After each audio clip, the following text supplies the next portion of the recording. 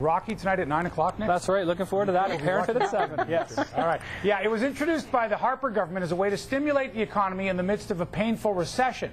The Home Renovation Tax Credit reimburses Canadians for improvements to a house, condo, or cottage. Anyone who spends more than $1,000 but less than $10,000 in home improvements will be given a tax credit based on the amount. But, like always, there is a catch. The improvements must be done before February of next year, and not everything is eligible. Joining us in studio is contractor Bobby Assadourian. He's just co-published a book which helps homeowners determine what is and isn't eligible for the federal tax credit, as well as tips on what to look for in a contractor. And the book is called A Contractor You Can Bring Home to Mom. Bobby, tell us what is and what isn't eligible for this home renovation tax credit. Well, firstly, fortunately for everybody, there's much more that's eligible that is not.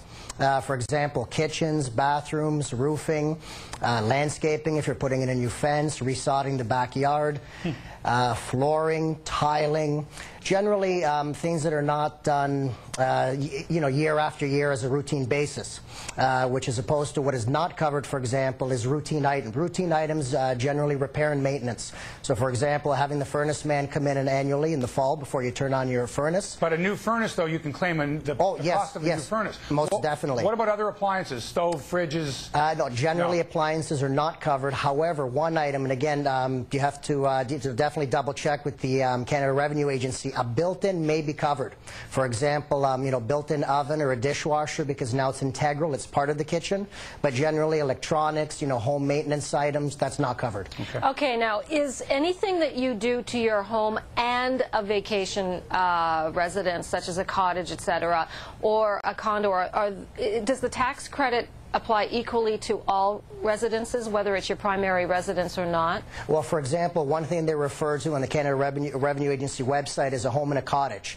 Now, I'm sure a vacation property would be included in that as well, but you have to split it. So, for example, nothing under $1,000 is covered and not over $10,000. So between that threshold, it's divided up between what you've spent on your cottage, your vacation home, and as well as your main residence. I'm sorry, Mark, are items that you purchase, paint supplies, if you want to do the renovation yourself, if, for example, you want to put your own fence up, if you want to change a window, can you also claim the cost of the window itself? Yes, definitely. And I encourage all homeowners, this is the year. Pick up paint, pick up shelving units, buy boards for your fence, anything that you can do yourself. You can claim the cost of the materials. However, you can't include your own labor. That's where they put a stop on it. Why are they stopping this in this coming February of 2010? Why is the window the window of opportunity so small for the homeowner who may not have the money at this point to spend $1,000 or $10,000, but maybe next year at this time they would save up for it,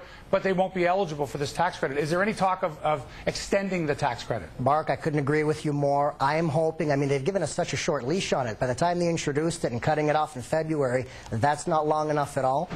Don't quote me on it. I'm not a part of Canada Revenue Agency, but I'm very certain they'll extend it.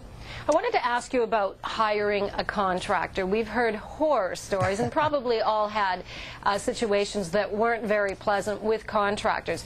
How do you find a good contractor that you can trust, and what should a homeowner do? What should somebody do to ensure that you don't get cheated by someone? First and foremost, don't rush. We live in a society of why sit down and cut up the components and make a salad where you can get it bought in a Ziploc bag and just throw it on the plate.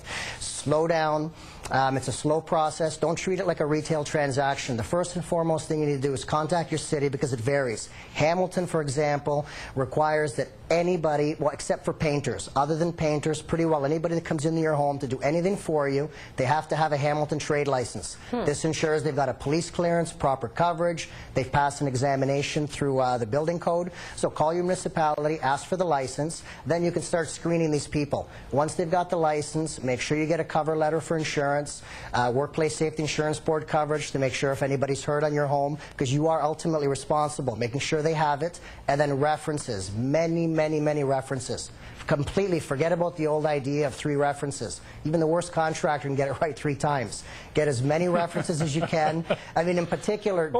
Wait a second, Bobby. So, but how many people do actually call a number of references? How many of your clients have said, I called every one of those references and they all said you did a great job? 5% call, and I'll tell you what, the other 95%, they're lucky it's me. I mean, again, you have to call. In today's society, I mean, you know, people, many homeowners want to hire me through email. So, for example, they'll simply send me an email, come down, take a look at our chimney. You know, I'll contact them, whether on the phone or through the email, and say, let's set up a time when we can meet face-to-face to go over it. No, they're too busy. Just come down and look at it, leave your quote in the mailbox. If we like it, do the job, we'll leave a check for you. I won't work for them. Really? No, I won't work for them. We have to meet. I mean, again, there's so much about the homeowner wanting to find a contractor they can work with. It works the other way around. I like to know who I'm going to be working for. So the rush. You want to know that the check isn't going to bounce, well, no, or they're not going to say disparaging things about your work. Definitely, and I like to stand there at the curb, look up at the chimney. Again, I'm not going to ask them to climb the roof, but we'll look at the object, we'll discuss it. You know, a lot's perception. They may expect it to be done one way, and I may do it another way. So we have to look at it. Everybody's rushy. It just doesn't work that way. You have to slow down. I want to ask you as well, should you get a contract, sign a contract with these people in advance? Yes.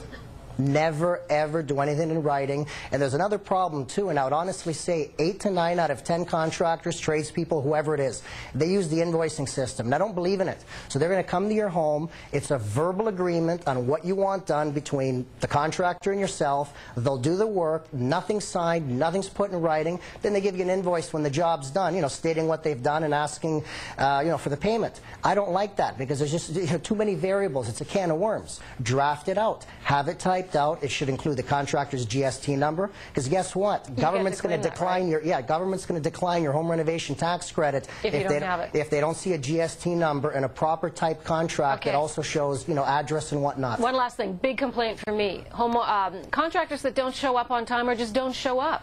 Well, it happens. I mean, I've been ready for this morning all day. I mean, it happens. If you're going to be more than 10 minutes late, call an hour to 2 in advance. Don't call after you're 10 minutes late. That's a big problem in today's society. They all arrive late.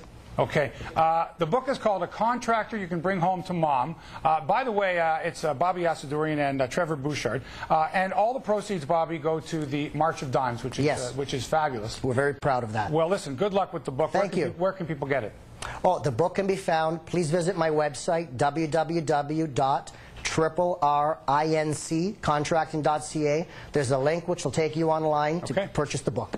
Beautiful. Bobby, good luck with the book. Thanks for the tips. I know a lot of people want to do home renovations. Thank you both. You certainly solved some problems for them. Thanks a lot. Thank you. Okay.